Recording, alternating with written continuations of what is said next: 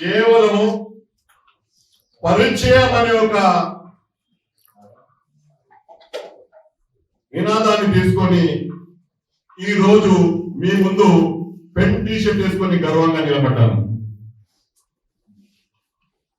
ఆ పరిచయం కోసమే వారమంతా కూడా నేను హాస్పిటల్లో బిజీ ఉన్నా కానీ సండే ఫ్యామిలీతో గడపాల్సిన అవసరం ఉన్నా కానీ పిల్లలు ఇంకా స్కూలింగ్ లోనే ఉన్నారు, వారితో సమయం గడపాల్సిన అవసరం ఉన్నా కానీ అంతకి పెంచిన బాధ్యత మనందరం చెప్పి ఆలోచించి ఈ రోజు ఇక్కడ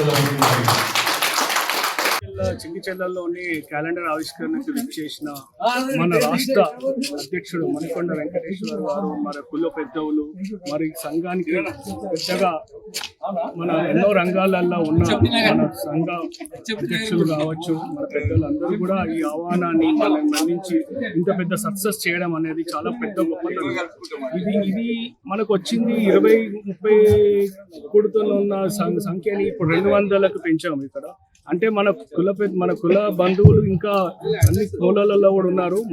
మా ప్రయత్నం ఇదే, మన సంఘాన్ని బలోపేతం చేసుకోవడము, మనకు కావాల్సిన మన న్యాయ పోరాటాలతోని మనము రాష్ట్రం మన అధ్యక్షులు వారితోని ఏదైనా మన లేక చదువుకున్న బీద వాళ్ళకైనా కానీ ఇంకెవరికైనా ఎవరైనా విద్యలో ఉన్న వీకర్ సెక్షన్స్ అయిన వాళ్ళకు కూడా మన ఫలాలు కావాలా, బెనిఫిట్స్ కావాలన్నా కూడా మన మునుర్కా మహాసభ ఉన్నదని గుర్తిస్తున్నాను. ఇంత పెద్ద ప్రోగ్రామ్ ని క్యాలెండర్ ఆవిష్కరణ సక్సెస్ చేసిన అందరికీ పేరున నేను ధన్యవాదాలు చెప్తున్నాను. Thank you. ముందుగా వారికి నూతన సంవత్సర శుభాకాంక్షలు ఆంగ్లం, అదేవిధంగా సంక్రాంతి శుభాకాంక్షలు అడ్వాన్స్. ముందుగా చింగిచెర్ల మున్కాప్ సంఘం ఏర్పాటు చేసి తెలంగాణ రాష్ట్ర మున్కాప్ మహాసభకు అనుబంధ సంస్థగా రావడం మహాసభ కూడా అదృష్టంగా భావిస్తుంది.